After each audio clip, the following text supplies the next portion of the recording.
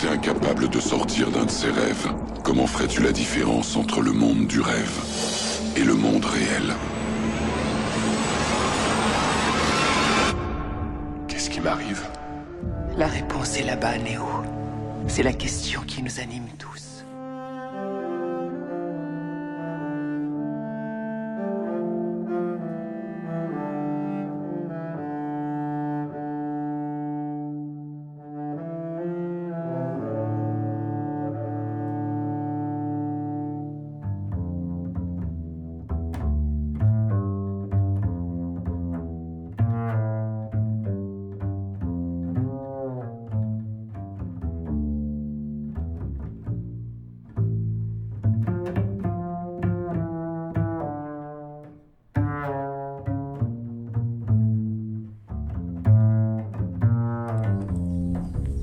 Bonjour, aujourd'hui nous sommes le dimanche 28 avril et ma foi les conditions climatiques sont un peu meilleures qu'hier. C'est pas top, c'était pas top aujourd'hui, mais là justement j'en profite pour sortir parce que ça s'adoucit. On serait bien à 17-18 degrés, curieusement, il y a le soleil, enfin là il y a quelques nuages au loin, donc c'est pas gagné, mais au moins il fait meilleur. Et quand c'est comme ça, un rayon de soleil, il faut sortir. Il faut sortir, prendre l'air, faire sa marche quotidienne, inexorablement, parce que voilà quoi, ça fait du bien, ça aère l'esprit. Alors j'ai lu vos commentaires concernant ma dernière vidéo où je dis tout est foutu. Alors évidemment il y en a qui disent ah bah oui je suis d'accord avec vous, je ressens les mêmes choses que vous, et puis il y a les autres qui disent ah bah oui mais c'est pas faux ce que vous dites, mais il y a quand même de l'espoir, on attend un renouveau, on attend le fameux renouveau, le monde d'après. Ça fait longtemps qu'on l'attend, ce monde d'après. Si vous lisez les livres, si vous lisez les gens qui réfléchissaient comme nous il y a 50, 100 ans, peut-être plus, ils pensaient la même chose, ils disaient bon c'est un mauvais moment à passer, mais ça ira mieux demain. Il y aura le grand jour demain. Il y a le retour du Messie en quelque sorte. C'est toujours cet espoir du retour du Messie. Et on vit avec ce conditionnement eschatologique en nous, qui nous conduit toujours à espérer un monde meilleur après le chaos. On dit c'est des cycles, alors certains s'appuient sur les fameux cycles, vous savez, les fameuses ères, où il y a les ères où on reconstruit tout, ensuite ça se développe, ensuite ça se détruit, et ensuite c'est le chaos. Et il y en a qui disent on est dans l'ère du chaos, voilà, il faut attendre, c'est tout quoi. Il faut prendre les choses comme elles sont, c'est le chaos. Alors évidemment, on est dans une échelle tellement courte du temps qu'on n'a pas les possibilités d'argumenter sur 1000 ans, 2000 ans, 3000 ans, 6000 ans. Si on vit 6000 ans, oui, là vous avez quelques arguments pour dire votre théorie des 4 cycles. Voilà, je peux la remettre en doute, mais si vous vivez que 60, 70 ans, évidemment c'est une échelle de temps assez courte pour pouvoir tirer des conclusions. Après, il faut faire confiance aux auteurs, il faut faire confiance à ceux qui ont rapporté des textes d'auteurs plus anciens, il faut faire confiance aux traductions, il faut faire confiance à la littérature, puisque c'est que de la littérature. Et puis du coup, faisant confiance à une interprétation ésotérique de l'humanité, de l'histoire de l'humanité, ou une interprétation historique de ce qu'on nous a laissé comme témoignage, en tous les cas ce qui semble qu'on nous a laissé à travers quelques écrits, quelques œuvres artistiques, eh bien on peut en tirer des conséquences. Vous voyez, c'est toujours la même histoire. Qu'est-ce que vous voulez tomber dans une argumentation quand on a si peu d'éléments à notre merci rationnels pour discuter de ces choses sérieusement? Après, on est toujours dans des spéculations, dans des interprétations, et on peut tout dire, tout. Dans la mesure où on dit les choses, l'esprit vagabonde et peut vous dire demain c'est bien qu'on passe par là, parce que demain vous verrez il y aura une nouvelle humanité, une nouvelle conscience. Ça ne mange pas le pain de le dire, puis ça aide certains à passer l'épreuve, parce que c'est basé sur l'espoir. Et comme c'est basé sur l'espoir, et que l'espoir est une forme de dopamine qui permet de survivre, on nourrit cette dopamine par des visions d'espérance, par des idées qui nous laissent espérer, et on se dit c'est bien. Donc il y a les autres qui sont un peu comme moi des fois, qui sont un peu catégoriques dans leur vision des choses, et qui pensent que on est dans une prison. Cette prison, tant qu'on ne reconnaît pas que c'est une prison, on ne peut pas s'en échapper. C'est un peu ma vision. Tant qu'on n'a pas pris conscience qu'on était dans une prison, on ne peut pas s'en échapper. Il faut qu'on soit absolument conscient, pénétré par cette histoire de prison, en disant oui, on est prisonnier, oui, on est dans un monde tout à fait bizarroïde, où les choses vraiment ne fonctionnent pas comme on nous les a vendues, déjà d'une part. Donc il y a quand même tromperie sur la marchandise. À partir du moment où il y a tromperie sur la marchandise, vous en tirez la conclusion que tout est faux, tout ce que nous avons. Il y a du vent. Il y a du vent.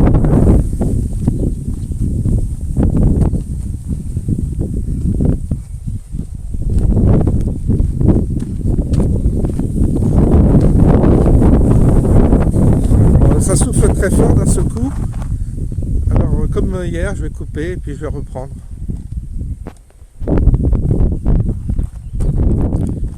Bon, on repart là. Ouais, ça se calme, ça revient. C'est comme ça, il y a du vent. Alors oui, bien sûr qu'il y a tromperie sur la marchandise. Bien sûr. Et tant qu'on ne prend pas conscience qu'on est dans une prison, on ne peut pas s'échapper de la prison. Et dans cette prison, pour moi, il y a ce qu'on appelle la vie. La vie est une prison. Ce qu'on considère comme la vie est une prison. Et on est enfermé, on est cadenassé. Et si vraiment nous sommes de nature divine, comme on dit assez facilement, on emploie ces expressions à la va-vite, sans mesurer ce qu'on dit.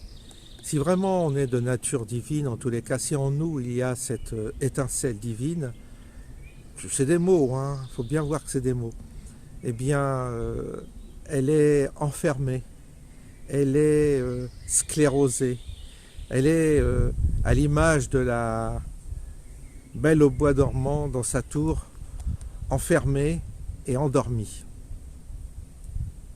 Mais si vous stimulez la flamme en question, si vous la réveillez, elle a besoin d'être délivrée. Et cette délivrance, c'est ça l'initiation. C'est la délivrance de cette âme qui est enfermée en nous et qui sommeille. On n'est même pas éveillé. Prétendre qu'on est éveillé est un excès de langage. C'est un orgueil fou de dire je fais parmi les éveillés. Non, vous êtes simplement en train de prendre conscience de certaines choses, et encore, on est loin de prendre conscience de toute l'affaire, si vous voulez. On est loin, parce que si on en prend conscience, c'est cataclysmique, on ne supporterait pas. En fait, on ne supporterait pas la vérité. C'est ça le souci. Et pourtant, aujourd'hui, les choses, l'accélération du temps, l'accélération des scandales aussi, de l'actualité, de tout ce qui nourrit l'actualité, permet malgré tout de retirer nos écailles progressivement. Elles tombent une à une, car nous voyons que nous nageons dans un mensonge total, complet, que tout est une véritable farce et que nous nous jouons tous les uns les autres une comédie. Tant que nous ne comprenons pas ça, déjà, nous ne pouvons pas avancer. Mais ça fait partie simplement pour l'instant des constats, de l'observation. Nous ne sommes que dans l'observation, observation qui est nécessaire. Alors évidemment, ça conduit à des soubresauts intérieurs, ça conduit à des parfois à un désespoir, ça dépend à une désillusion, à de l'amertume. Oui, c'est logique, c'est normal que tout cela nous conduise à ces différents états intérieurs, puisque la prise de conscience, l'analyse de ce qui nous arrive est dure et ardue, et on s'appuie sur notre raisonnement pour ça, sur l'intellect aussi, sur notre intelligence qui est plus ou moins développée, plus ou moins analytique. Vous avez des gens très performants qui arrivent à décoder très rapidement les incohérences des systèmes qui nous gouvernent. Puis il y en a d'autres qui sont endormis, qui sont dans la facilité, qui ne cherchent même pas à comprendre. Vous avez ceux qui sont bien dans cette prison, qui ne veulent pas en sortir. Et vous avez aussi ceux qui sont bêtes et qui ne comprennent pas, tout simplement parce qu'on est tous inégaux et on n'est pas tous intelligents. Il y a des gens bêtes, il y en a beaucoup qui sont bêtes, de nature bête, et c'est comme ça. Il paraît qu'on est tous différents et qu'on n'a pas tous la même intelligence, tous la même capacité d'analyse et d'élaboration. Donc voilà, ça dépend, on se situe. Ça souffle bien. On recoupe et on va rentrer dans le bois. Et toujours quand on arrive là, on n'est pas inquiété par le vent. On est à l'abri du vent. Ça y est, les feuilles, ça y est. Là, tout a bien poussé.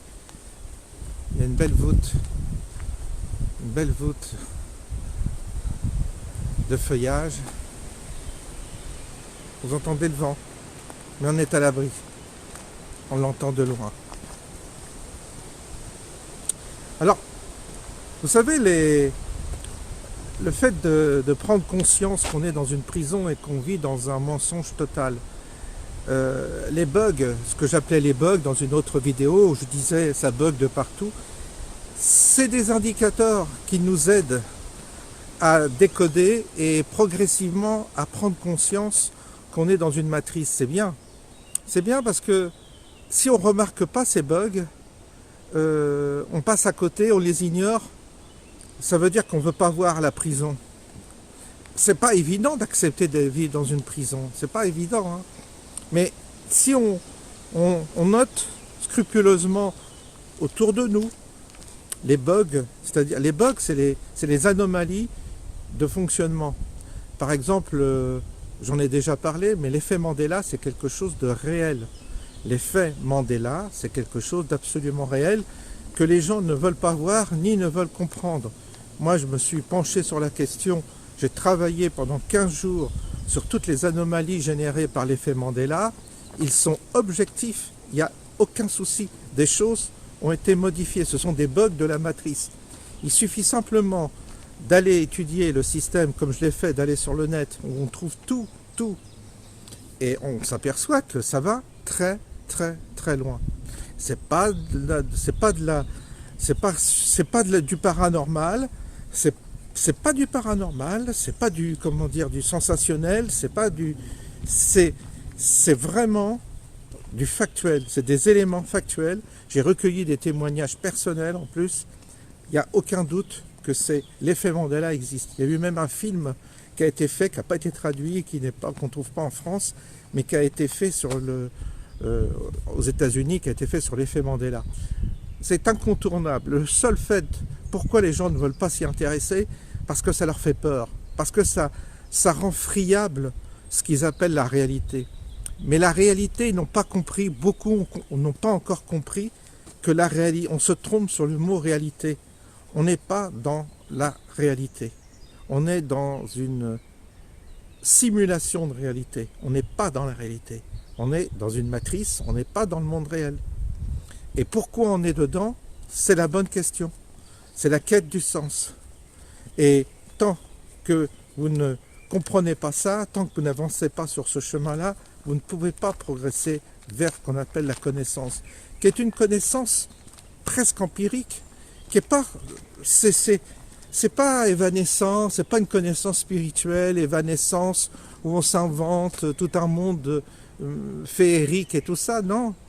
Il est là, ce monde féerique, mais pas de la manière dont on croit. Et si on se laisse endormir vers une forme de romantisme ésotérique qui nous emmène dans des supputations qui sont flatteuses pour notre ego et flatteuses pour notre côté, pour notre pathos, à nouveau on s'égare. C'est une drogue, c'est de la dopamine à nouveau. Et il faut bien savoir que ce que l'on découvre progressivement avec, comme un ingénieur, comme un biologiste, comme un scientifique, qui est avec sa table, qui est avec sa paillasse, qui fait ses expériences et qui cherche obstinément à travers ces molécules, à travers ces expérimentations, etc., qui cherche à en découdre avec cette apparence de réalité, là, c'est un travail minutieux, ardu, et c'est un travail nécessaire. En fait, notre travail spirituel, il est plus proche du travail du scientifique que du littéraire, que du romantique, parce que toute cette panoplie esthétique flatteuse nous éloigne. Et d'une certaine manière, il semblerait que ce qui nous est envoyé, si quelque chose nous est envoyé, c'est justement des bugs assez lourds, assez importants pour qu'enfin nos écailles tombent. C'est-à-dire que notre regard, évolue et change sur le monde, se transforme et comprenne qu'on est dans un monde de simulation et donc de mensonge, parce que le mensonge, simulation signifie mensonge, et que après vous décodez mieux pourquoi il y a autant d'anomalies, qu'il y a autant d'injustices, qu'il y a autant d'aberrations. Les aberrations sont simplement le moteur d'une matrice qui nous enferme dans une forme de ghetto illusoire où nous croyons que les choses sont cadrées par une morale traditionnelle. Non. La tradition, vous savez, ça n'a été qu'une forme de subterfuge pour l'homme d'échapper également à cette illusion du monde. On échappe depuis des millénaires, l'homme cherche à échapper à sa prison.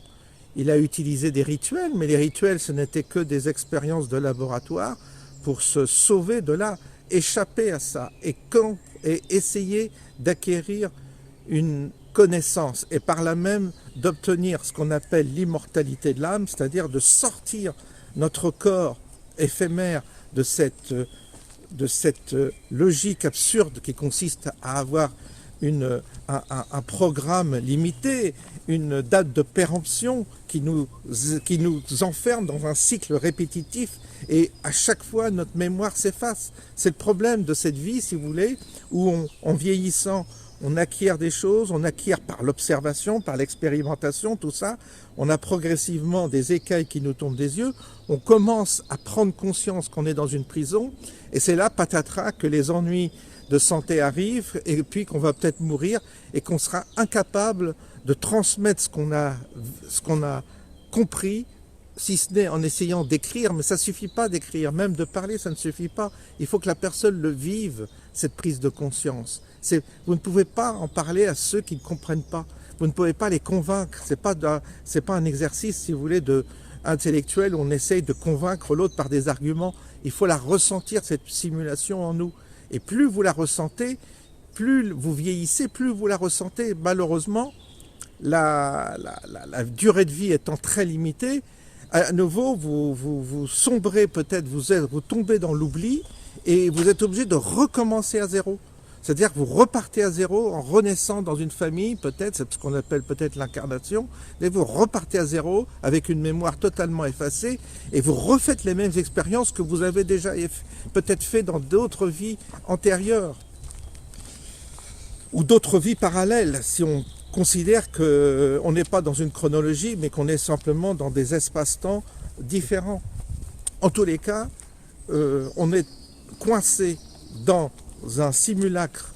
Et ce simulacre, aujourd'hui, on a peut-être la chance, à cause et grâce à toutes les aberrations que nous vivons, parce elles sont devenues grotesques, énormes. Et on a là notre président de la République qui nous offre sur un plateau de telles objections concernant l'incohérence qui est en train de nous arriver, en prenant des décisions totalement folles, qui ne correspondent pas du tout au schéma dans lequel on a été éduqué et dans lequel on nous a conditionnés, qu'en réalité, par son attitude, il casse tous nos codes.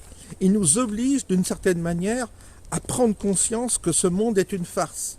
Et on pourrait considérer d'une certaine manière que grâce à Macron, c'est une forme de maître initiateur, sans le savoir peut-être, mais il nous initie à ne plus prendre au sérieux ce monde. Et grâce à lui, nous pouvons peut-être enfin nous échapper de ce monde pour en découvrir la limite et donc nous échapper. Il faut trouver la porte de sortie.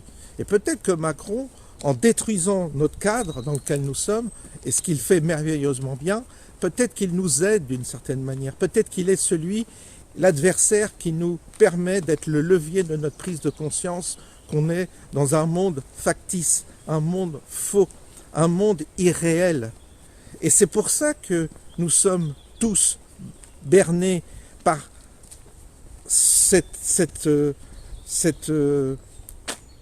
contexte dans lequel on croit s'élever, on croit s'épanouir. Non, on est berné. Et c'est pour ça que nos interactions humaines sont fausses également. Est-ce que nos amis sont nos amis? Non. Est-ce que notre conjoint ou notre amoureux nous aime? Non. Il vous aime un instant et demain il vous oubliera totalement. Tout ça est faux. Et on en arrive. C'est pour ça que quand on prend conscience de nos relations interhumaines et qu'on voit avec le recul, et là il faut du recul, quand on note l'ingratitude, déjà l'ingratitude, c'est-à-dire tous les services que vous rendez qui sont payés d'ingratitude, où les gens ne vous reconnaissent plus, où les gens à qui vous avez aidé vous oublient, ou même vous finissent par vous détester alors que vous les avez aidés. C'est courant. Alors vous nourrissez de ça, des fois vous devenez amer, évidemment, c'est normal. Mais en gros, ça veut dire qu'en réalité, nos interactions humaines sont basées aussi sur quelque chose de faux. Et nos sentiments sont faux. Nos relations interhumaines sont basées sur des sentiments faux, sur une fausse empathie. Et donc aujourd'hui, grâce à cette évolution, ce qu'on appelle, on rentre dans un facteur, on rentre dans une sphère d'inhumanité, de déshumanisation, eh bien ça nous aide à nous détacher comme ça les uns des autres, apparemment, de nous détacher émotionnellement des uns des autres, parce que ce qui nous attachait aux uns et aux autres était faux.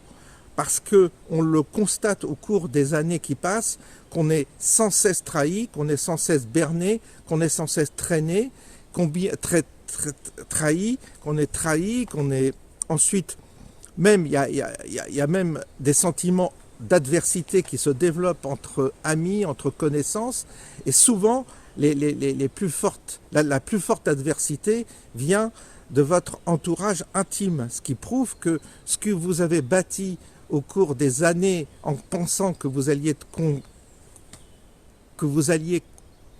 participer à construire autour de vous une forme de communauté de confiance, de gens en qui vous pouviez confiance réciproquement, etc., vous apercevez qu'en réalité, rien n'est vrai. C'est-à-dire que vous bâtissez, on bâtit. C'est normal puisqu'on vit dans une simulation. Donc c'est normal que nos interactions humaines sont aussi basées sur une interaction.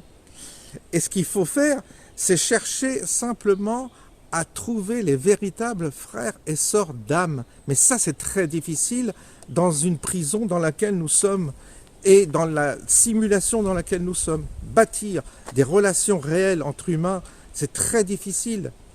Et c'est périlleux parce qu'on est toujours à la merci d'un malentendu, d'une tromperie.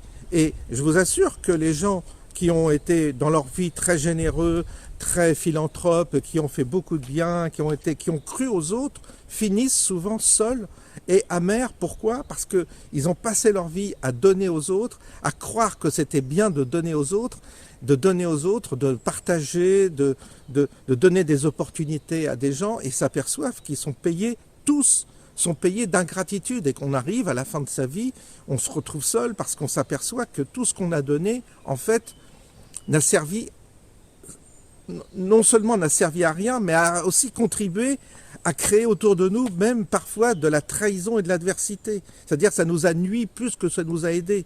En gros, plus vous êtes philanthrope, plus vous êtes généreux, plus vous croyez à ces valeurs-là dans ce monde faux dans lequel nous sommes, plus vous récoltez des bananes, plus vous récoltez de l'adversité, des ennuis.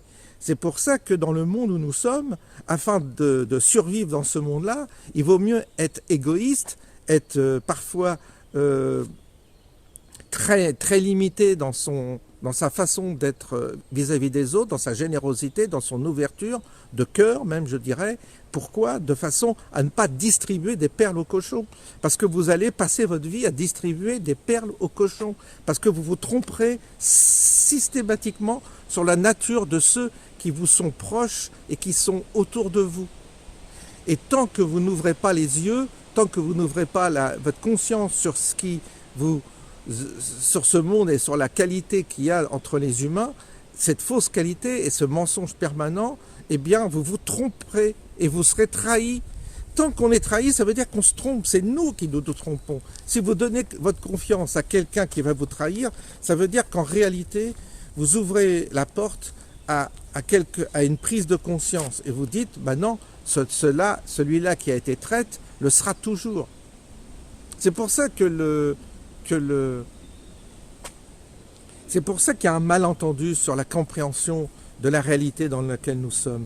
Et c'est pour ça que nous sommes bernés et que nous sommes éprouvés. C'est pour ça que nous savons pourquoi nous sommes éprouvés. Parce que nous voyons qu'il y a une discordance entre des valeurs dans lesquelles nous avons été éduqués, dans les valeurs auxquelles nous avons envie de croire, et le monde réel où on ne trouve personne en réalité qui est en accord, en harmonie avec ces mêmes valeurs. En général, même ceux qui font la promotion de ces valeurs sont pires que les autres. Vous avez des curés qui faisaient la promotion de la fidélité dans le couple, de la chasteté, et qui s'envoyaient des gamins.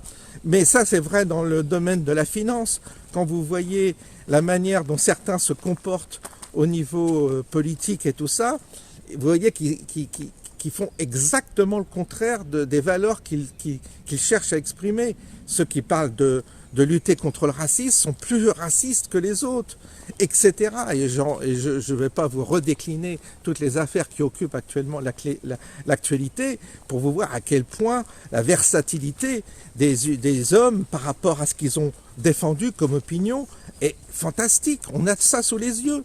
On a des traces, on a des vidéos. Des gars comme Julien Drey se sont trahis, mais à un point, ils sont aujourd'hui complètement coincés dans leur trahison, dans leur mensonge. Et tout explose. Attali, tous ces gens-là qui nous ont fait la leçon, la morale toute leur vie, aujourd'hui défendent peut-être des positions qui sont pires que tout. Et donc c'est pour ça que c'est intéressant d'observer, de prendre conscience et d'analyser. C'est important.